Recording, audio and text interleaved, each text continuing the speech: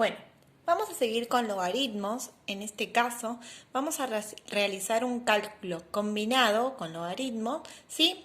Y lo que tenemos que hacer para poder resolver este tipo de cálculos es expresar en un solo logaritmo el cálculo que tenemos. ¿Qué quiere decir?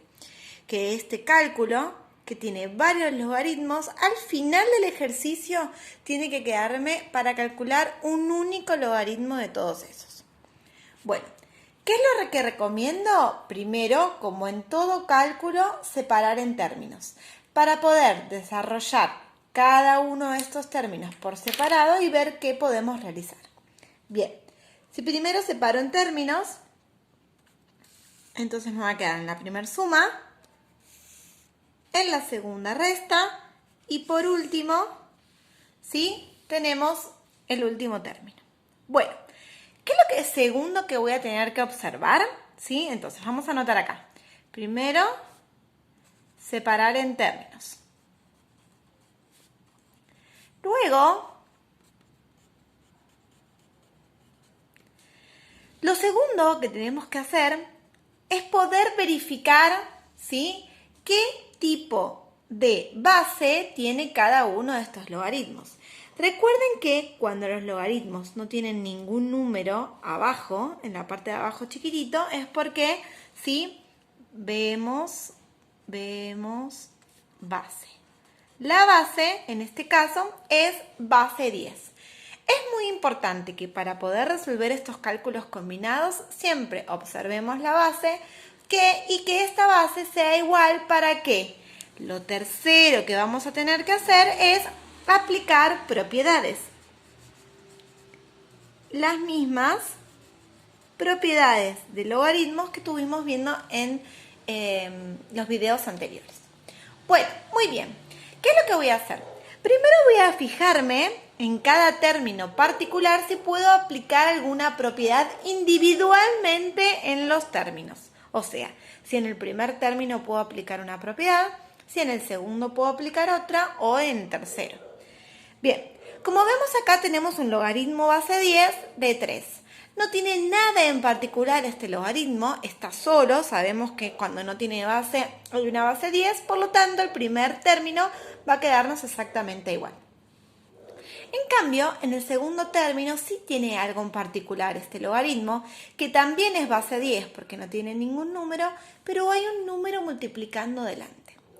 Si recordamos la propiedad de la potencia, sabemos que el exponente pasa multiplicando delante del logaritmo. O sea que si este 2 está multiplicando el logaritmo es porque anteriormente se encontraba como exponente del 4. Entonces, sabemos que ahí nos quedaría el logaritmo de 4 al cuadrado. Vamos a seguir. Entonces, fijémonos, tenemos logaritmo de 3, que me va a quedar exactamente igual porque no lo puedo resolver o aplicarle alguna propiedad, más. Sabemos que este 2 que estamos multiplicando va a pasar como exponente, entonces me va a quedar logaritmo, base 10 también, de 4 al cuadrado. Ese 2 que estaba multiplicando delante del logaritmo va a pasar como exponente del 4 por propiedad. Bien, en el tercer término lo mismo. Ahora tenemos una fracción que está multiplicando un logaritmo, pero sería exactamente lo mismo. Esta fracción que está multiplicando es que anteriormente estaba como exponente del 100. Entonces me quedaría el logaritmo base 10 de 100 elevado a la 3 medios. Va a quedar como exponente. Bien, ahora, lo que nos resulta más incómodo o más raro es el último término en donde tenemos un exponente, en este caso, que es fraccionario. Entonces, vamos a ver acá. Resolvemos exponente fraccionario. Resolver. ¿Se acuerdan que cuando nosotros, por ejemplo, tengo 100 elevado a la 3 medios, esto yo lo puedo transformar en una raíz?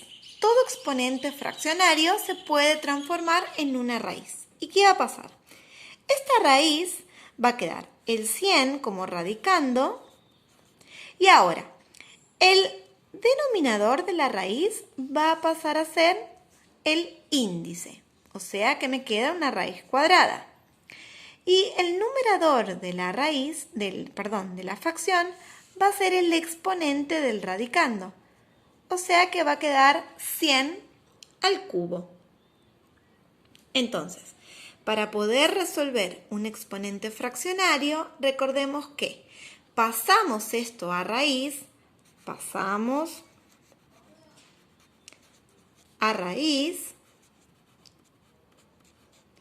y sabemos que me va a quedar la raíz de la base, va a pasar a ser el radicando. El denominador de la fracción va a pasar a ser el índice de la raíz y el numerador de la fracción va a pasar a ser el exponente de esta raíz o de este radicando. Entonces, ¿qué tenemos que hacer acá? Primero resolver 100 al cubo y luego calcular la raíz cuadrada de ese valor.